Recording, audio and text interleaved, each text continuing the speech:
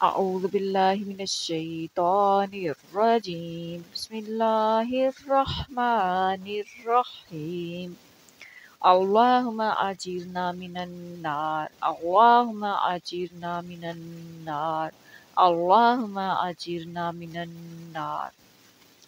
सूरह अल नूर में अल्लाह ताला फरमाता है कि अल्लाह आसमानों और ज़मीन का नूर है, रोशनी पर रोशनी है। अल्लाह जिसे चाहता है अपनी रोशनी की राह दिखाता है।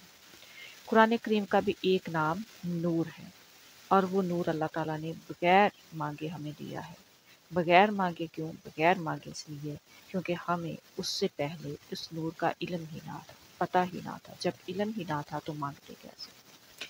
तो वो नूर जो है एक, वो हमें अल्लाह ताला ने अता कर दिया। अब नूरुन अला नूर, दूसरा नूर कौन सा है? इसी सवाल को आज हमें समझना है। एक नूर जो कुरान करीम की सूरत में अल्लाह ताला ने हमें नाज़िल किया, और जिस रात नाज़िल किया वो रात सबसे अफजल हो गई। जब से ज़मीन बनी और इस पर दिन और रात बने, तब से लेकर क़यामत तक सबसे अफजल वो रात है जिस रात में अल्लाह ताला ने अपना नूर अता करना शुरू किया, और उस रात को लैलतुल क़द्र कहा, और उसे ही अल्लाह ताला ने कहा कि वो 1000 महीनों से बेहतर है। अब वो नूर हमें अल्लाह ने अता कर दिया, तो वो जो रात है, वो जो फजीलत वाली रात है, उस रात अल्लाह बहुत खुश होता है क्योंकि उसने अपना नूर अता किया। एक तो उस रात में अल्लाह इसलिए खुश होता है कि उसने अपने बंदों पे फजल किया और फजल अता किया, इनाम दिया अल्लाह अपने बंदों को। और फिर दूसरा, रमज़ान में जो बंदे हैं वो रोज़ा रखते हैं, मुसलमान रोज़ा रखते हैं अल्लाह को खुश करने के लिए। दिनों में नमाज़ें पढ़ते हैं, दुआएं करते हैं, रहमत की, इस्तग़फ़ार की, बख्शिश की, सबकी दुआएं करते हैं अल्लाह को राज़ी करने, खुश करने के लिए। रातों को जागते हैं, क़यामुल लैल करते हैं, दुआएं करते हैं अल्लाह को खुश करने के लिए। यानी कि हर तरह की कोशिश करते हैं। जब इतनी कोशिशें होती हैं तो अल्लाह ताला जो है वो खुश होता है। एक तो उस रात की फजीलत से इनाम किया जो बंदों पर, उसकी वजह से खुश होता है अल्लाह, और एक अपने बंदों की ये जो इबादतें और मेहनतें होती हैं, कोशिशें होती हैं, उससे खुश होता है। तो यानी कि अल्लाह ताला उस अजीम रात में बहुत खुश होता है। और उस रात में क्या कहा उस रात में नूरुन अला नूर, और फिर अल्लाह जिसे चाहता है अपनी रोशनी की राह दिखाता है।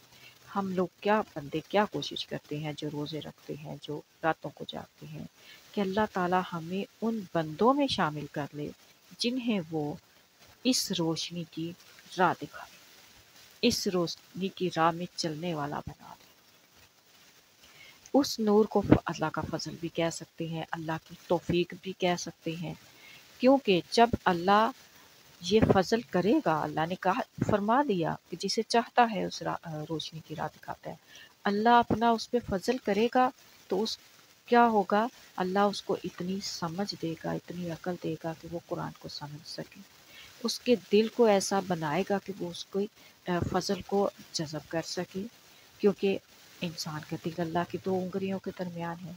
वो उस दिल को बुराइयों से निकाल कर उस फजल की तरफ, उस नूर की तरफ फेर देगा।